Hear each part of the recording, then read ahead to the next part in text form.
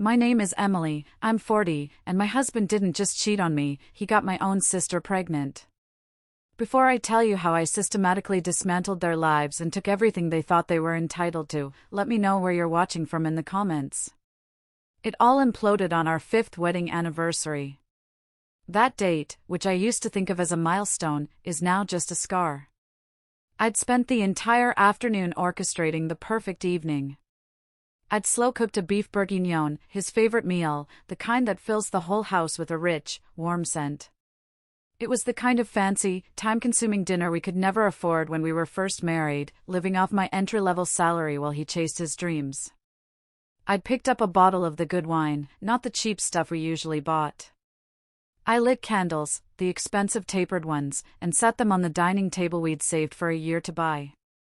I put on the silk dress he'd once said made me look like a movie star. I was trying to recapture something, a spark I felt had been dimming for months. And then I waited. The clock on the mantelpiece, a wedding gift from my parents, seemed to mock me. 9 p.m. ticked by. I told myself he was stuck in traffic. 10 p.m. I sent a text. No reply. I told myself his phone had died. At 11 p.m., the perfectly cooked meal was cold, and a knot of dread was tightening in my stomach. By midnight, the candles had burned down to puddles of wax. The dread had turned into a cold, hard certainty. He wasn't coming. Not to me, anyway. He finally stumbled through the front door at 2 in the morning. James. My husband of 5 years. He didn't just look tired, he looked guilty. His shirt was untucked and wrinkled, his tie was gone, and his hair was a mess, as if someone had been running their hands through it. And then there was the smell. A cloyingly sweet perfume I didn't own, clinging to him like a shroud. He froze when he saw me standing there, silhouetted by the dim light from the kitchen. He couldn't even look me in the eye. Working late, he mumbled, his voice thick.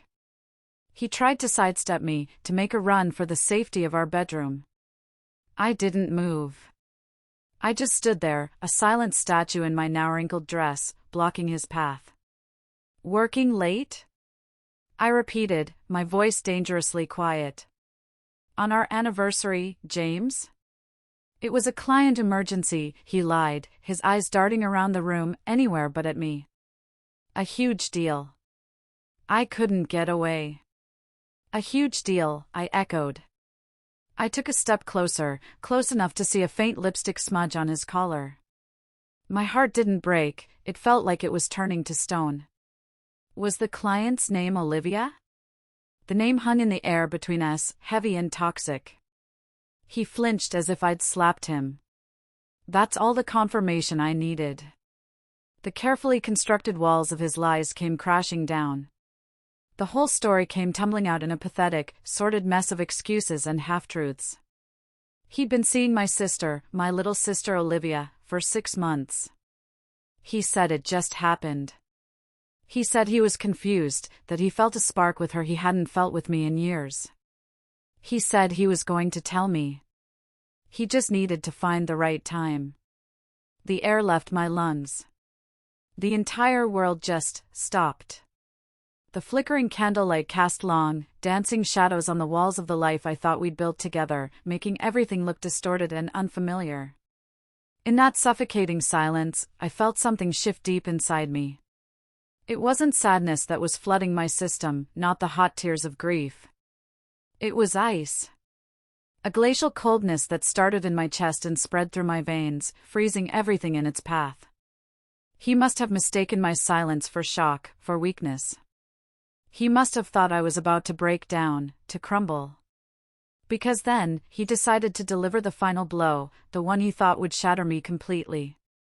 He finally looked at me, his expression a sickening, cowardly mix of guilt and defiance. "There's more," he said, his voice barely a whisper. "She's pregnant, Emily.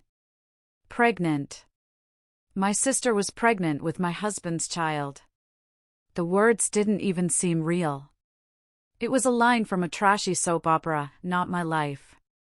I stared at him, at this stranger standing in my house. the man I had loved, the man I had sacrificed for, the man I had built my entire world around. And in that moment, I felt absolutely nothing for him. No love. No hate. No anger. Just a vast, empty void.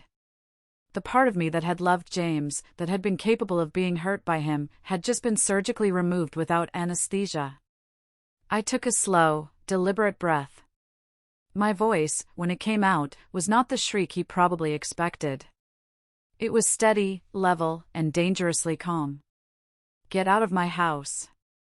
To understand why I didn't just fall apart, why I didn't spend the next year crying into a pint of ice cream, you need to understand the dynamic of my family. It wasn't just a betrayal by two people, it was the culmination of a lifetime of being the other daughter. Olivia was the golden child. She was the artist, the free spirit, the one who felt things so deeply. I was the responsible one, the practical one. The one who got good grades, who chose a stable career in finance, who remembered birthdays and paid bills on time. I was the reliable bedrock, and a bedrock is meant to be stood upon, not celebrated. The favoritism was a constant, low hum in the background of my life. I remember one Sunday dinner a few years back, a scene that now plays in my mind in crystal clear detail. I'd just been given a major promotion at my firm. I was now a vice president.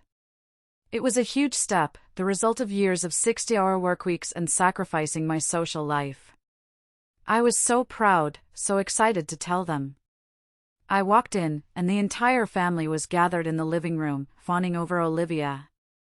She was showing off her latest abstract painting, a large canvas of chaotic blue and green splotches that looked like she'd dropped a bucket of paint.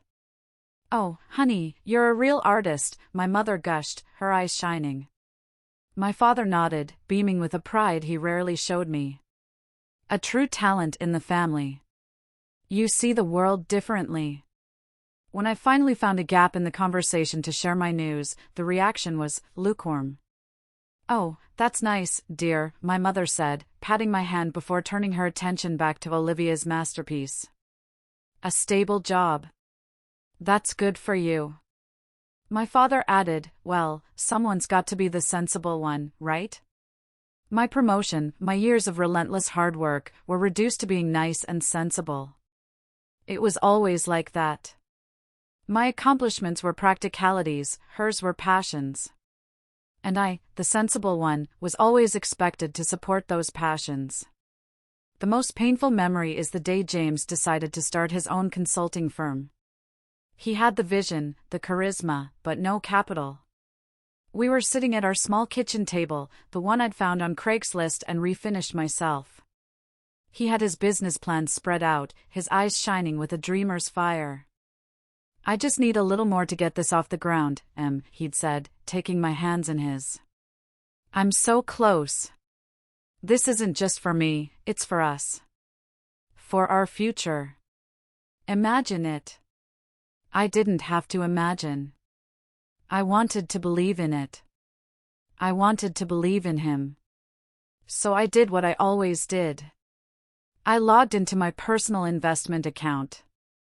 I looked at my 401k, the money I'd been carefully, diligently saving since my first real job.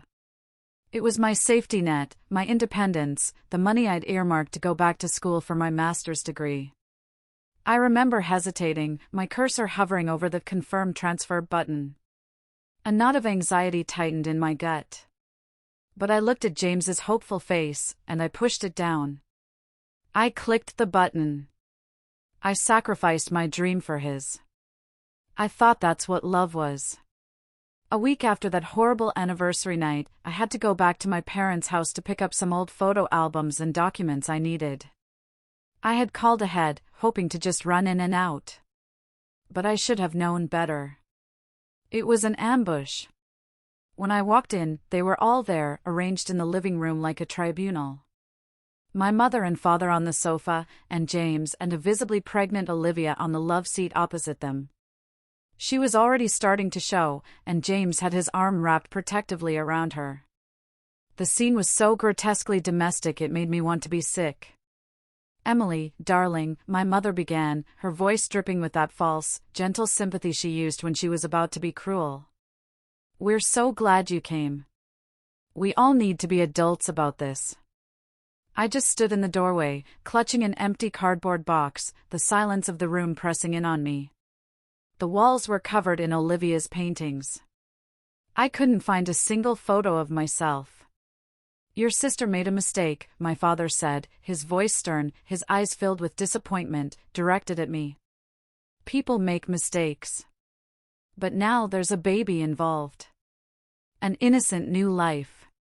Family is the most important thing. It's what you do in a crisis that defines you.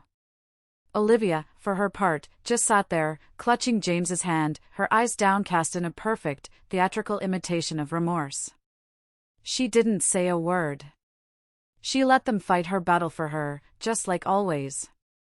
Then my mother delivered the line that severed the final, frayed thread of family obligation I had left. It takes a village to raise a child, Emily.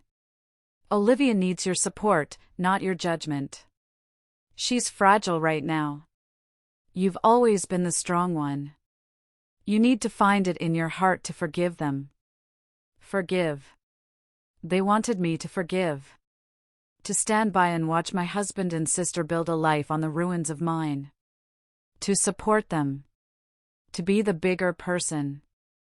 I looked at the four of them, a cozy, smug little unit of betrayal, and I felt the last flicker of warmth inside me die out. Replaced by something cold, hard, and purposeful. I didn't scream. I didn't cry. I didn't say a word. I simply turned around, placed the empty box on the porch, and walked away. I didn't just walk away from that house. I walked away from the person I used to be, the nice, responsible, forgiving Emily. She was dead and buried. And standing on her grave was a woman with a score to settle. The next few weeks were a blur of finding a new apartment, consulting with a divorce lawyer, and trying to untangle my life from his. The public humiliation was swift and brutal. James and Olivia, free from the pretense of secrecy, leaned into their narrative. They posted ultrasound pictures with gushing captions about unexpected blessings and finding true love when you least expect it. They even posted a photo of them together, with Olivia's hand on her stomach, captioned, "Sometimes true love has to break the rules to find its way." The comments were a sickening mix of congratulations and pity for me.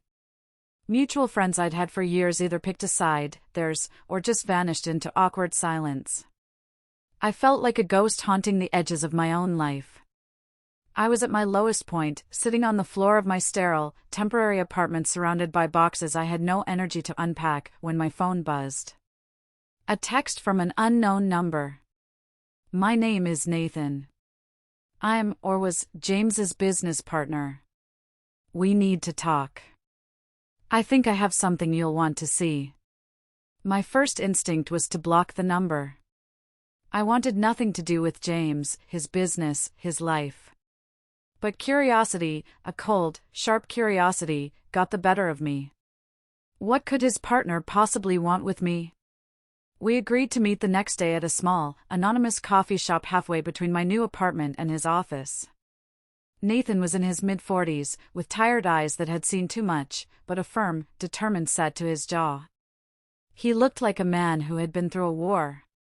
He didn't waste time with small talk. He got straight to the point. James isn't just a cheater, Emily, he said, his voice low and intense. He's a thief. And a liar. He laid out a story that was chillingly familiar. For the past year, James had been systematically draining the company. He was cooking the books, creating fake invoices, and padding expense reports to finance his secret life with Olivia.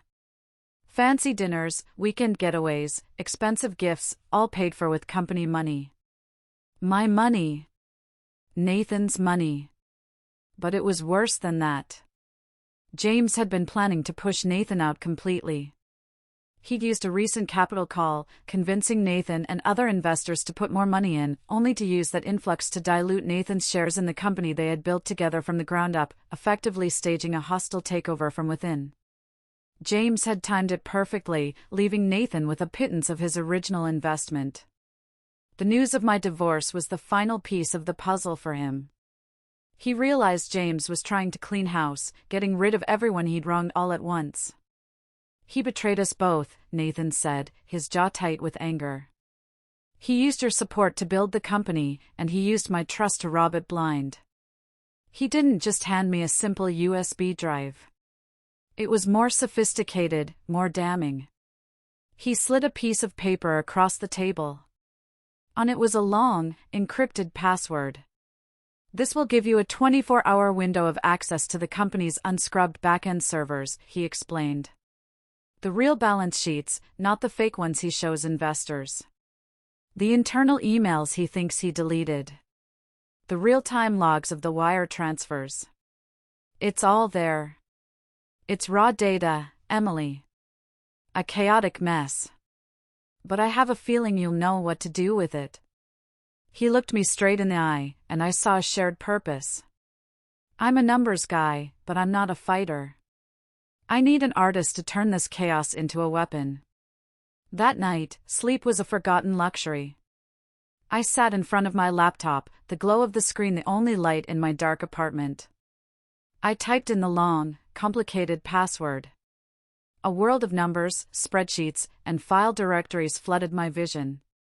It was a labyrinth, just as Nathan had said. But I was a finance professional. Labyrinths like this were my specialty. I worked through the night, fueled by black coffee and a cold, rising fury. I saw it all. The transfer to a high-end jewelry store the day before my birthday, I'd gotten a card. I saw the hotel bookings for business trips to cities where we had no clients. I saw the inflated invoices from shell companies he'd set up. And I saw the steady, methodical stream of cash being funneled into a private account under a name I didn't recognize. The dates of the transfers corresponded perfectly with the timeline of his affair. My grief, that dull, heavy ache in my chest, found a new focus. It sharpened from a blunt instrument of pain into a laser beam of purpose. This wasn't about a broken heart anymore. It was about grand larceny. It was about a fraudulent business, a stolen future, and a balance sheet that was bleeding red ink. And I knew, with absolute and chilling certainty, exactly how to liquidate every last asset. The plan began to form in my mind, not out of rage, but out of cold, hard, beautiful logic. It was time to go to work. The first step was to rebuild myself, not for his benefit, not for revenge, but for war. I started with the physical. I joined a gym and was there at 5 a.m. every morning. The burn in my muscles wasn't about looking good in a new dress, it was about feeling strong enough to carry the weight of what I was about to do. Every rep, every mile on the treadmill, was me forging myself into someone unbreakable. I went to a top salon and had them cut off the long hair James had always said he loved.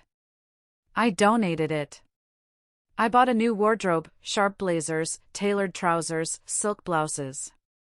It wasn't a makeover, it was armor. The next, most crucial step, was professional.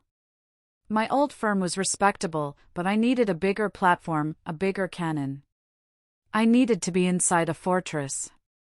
I remembered Mr. Sterling, the legendary CEO of Sterling Capital, the biggest and most aggressive investment firm in the city. He was a shark. I had met him once, years ago, at a financial conference where I'd challenged one of his panelists during a Q&A session. He'd seemed impressed by my nerve. I dug through my old files and found his business card. I didn't just send a resume. I requested a 15-minute meeting. I walked into his intimidating, top-floor office with a single-page proposal and a spine of steel. The proposal had no names, just columns of numbers. On the left, the official, public financials of James's company. On the right, the real numbers I had pieced together from the server data, showing a company hemorrhaging cash, leveraged to the hilt, and teetering on the edge of insolvency. I slid it across his vast mahogany desk. "That company," I said, my voice steady, "is a house of cards held together by lies. Their creditors are getting nervous, and their key investors are blind. I know exactly which card to pull to make the whole thing fall. And when it does, Sterling Capital can acquire its assets for pennies on the dollar. He studied the paper, then looked at me, his eyes sharp and assessing. This is personal for you. Personal is messy. I don't do messy. I met his gaze without flinching. Personal is motivated, I replied. Messy is my ex-husband's balance sheet. I do clean. A slow, calculating smile spread across his face. He hired me the next day. The promotion and salary package he gave me were staggering, but it wasn't about the money. It was about the resources. He gave me a title, Vice President of Mergers and Acquisitions, a team of analysts, and his implicit blessing to hunt. The plan was a campaign of 1,000 cuts, executed with surgical precision. With Nathan's inside knowledge of the company culture and my firm's immense power, we began a silent, systematic assault. I knew which investors were most risk-averse, which suppliers operated on the tightest margins, which clients were most sensitive to reputation. I used back channels and anonymous data drops to leak curated bits of information, a concerning cash flow analysis here, an unsettling debt-to-equity ratio there. One by one, like dominoes in a line, they started to get nervous. A major supplier tightened their credit terms. A key investor announced they were pulling their next round of funding to reevaluate. It was a death by 1,000 paper cuts. But even with a plan as solid as iron, there were nights the weight of it all felt crushing. There was one evening, I was working late, my team had gone home, and I was staring at a spreadsheet filled with the names of James's employees. People with families, with mortgages. People who would lose their jobs because of what I was doing. A wave of doubt washed over me. I found an old photo of James and me on my phone, from a vacation years ago. We looked so happy, so oblivious. The ice around my heart threatened to thaw, and the grief hit me like a tidal wave. Is this worth it? I thought. Maybe I should just let it go, walk away with my new job and my new life. In a moment of weakness, I picked up my phone and called Nathan. My voice was shaky. I don't know if I can do this. There are real people who are going to get hurt. There was a pause on the other end. Then he said, his voice firm but kind, they're already getting hurt, Emily. He's been lying to them for years. He's been gambling with their salaries, with their futures, to fund his own ego. You're not the one hurting them, you're the one ending the deception. Remember why you're doing this. He built his new life on a foundation of lies. It's time to foreclose. His words were the steel I needed. I took a deep breath, deleted the photo from my phone, and turned back to the spreadsheet. He was right. The pity party was over. The final act was set for a Tuesday morning in October. James, in a desperate, last-ditch effort to save his crumbling empire, had called an emergency all-hands town hall meeting. He'd told his employees and his few remaining loyal investors that he was about to announce a major strategic partnership that would secure the company's future. He was, in essence, betting everything he had left on one last, spectacular lie. He was a showman to the very end. He had, of course, invited his family for support. I knew Olivia would be there, sitting in the front row, a triumphant, pregnant Madonna, ready to watch her man snatch victory from the jaws of defeat. His parents would be there, beaming with pride at their son, the resilient survivor. He was setting the perfect stage for his own execution. I walked into the auditorium a few minutes after the meeting started. Mr. Sterling, looking imposing in a dark suit, was by my side. The room was packed, the air thick with a mixture of hope and anxiety. On the stage, under a harsh spotlight, James was in the middle of a rambling, sweaty speech about navigating headwinds and pivoting towards a brighter future. He looked haggard. The strain of the last few months had carved new lines on his face. He hadn't seen us enter. We stood at the back, in the shadows, waiting. He built to his grand finale, his voice rising with false bravado. And now, he announced, a desperate, shiny smile plastered on his face, I want to bring to the stage the man who represents that brighter future. Our new strategic partner, a man whose investment will launch us into a new era. Please welcome Mr. Sterling, the CEO of Sterling Capital." A smattering of polite, hopeful applause rippled through the nervous crowd as Mr. Sterling walked calmly down the aisle and up onto the stage. I remained where I was, a silent observer. Mr. Sterling shook James's outstretched hand, a gesture as cold and brief as a snake bite. He turned to the audience and took the microphone from the stand. "Good morning," he said, his powerful voice booming through the sound system, silencing the room instantly. "There seems to be a slight misunderstanding. Sterling Capital is not here to partner with this company." A confused, uneasy murmur spread through the room. James's smile faltered, confusion clouding his features. He started to say something, but Mr. Sterling held up a hand, silencing him. He continued, his tone clinical and brutal. "In fact, over the past several weeks, my firm has quietly acquired a majority stake in this company's outstanding debt. As its primary creditor, we are exercising our legal options. Effective immediately, this company is being placed into receivership. It will be restructured and its viable assets will be liquidated to cover its extensive financial obligations." The room fell into a dead, shocked silence. You could have heard a pin drop on the cheap corporate carpet. The employees looked at each other in horror. James looked like he'd been turned to stone, his face pale and waxy under the stage lights. But Mr. Sterling wasn't finished. He gestured toward the back of the room, toward me. "And the executive from my team who identified this unique opportunity and who will be personally overseeing this entire transition as the new head of our Mergers and Acquisitions division is Ms. Emily Larson." Every single head in that room swiveled to look at me as I stepped out of the shadows and began to walk slowly down the center aisle. The sound of my heels clicking on the floor was the only sound in the entire auditorium. It was a long walk, and I savored every step. I let my eyes sweep across the room. I saw the stunned faces of James's employees, their hope curdling into fear and betrayal. I looked at my parents, their faces a mask of utter, slack-jawed disbelief. I let my gaze linger on Olivia, her hand flying to her pregnant belly, her face ashen with the sudden, terrible understanding of what was happening. And then, finally, I looked at James. He was still frozen on the stage, a statue of a broken man. He stared at me, and for the first time in years, he truly saw me. Not his quiet, supportive wife. Not a doormat he could wipe his feet on. He saw the architect of his ruin. I reached the front row and stopped, looking up at him. I gave him a small, tight smile. Checkmate. The aftermath was pure chaos. As people flooded out of the auditorium, a wave of anger, fear, and confusion washing over them, James pushed his way through the crowd. He grabbed my arm, cornering me near the exit. His confidence was gone, replaced by a raw, pathetic desperation. "Emily, you can't do this," he begged, his voice cracking. "Please. Think of everything we had. We can undo this. Think of the baby. What about the divorce settlement? My inheritance is tied up in the company.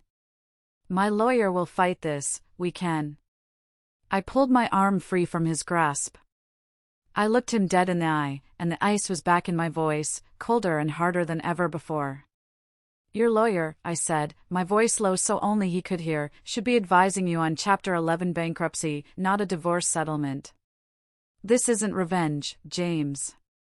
I leaned in a little closer. "This is called accountability. You should have read the fine print on your loans." I turned and walked away without a backward glance, leaving him standing there, utterly broken amid the wreckage of his own making. Outside, the autumn air was crisp and clean. Nathan was waiting by a sleek black car, the engine running. He didn't say a word, just opened the door for me. As we pulled away from the curb, I glanced in the side mirror. I saw my parents trying to comfort a hysterical Olivia, while James just stood alone on the pavement, looking small and insignificant. I didn't feel a surge of triumph, not the hot flush of victory I might have expected. I just felt quiet. The constant, screaming noise that had been in my head for the past year had finally stopped. It was over. In the quiet of the car, I looked at Nathan. "It's done," I said. He gave a slow nod, his eyes on the road ahead. "No," he replied.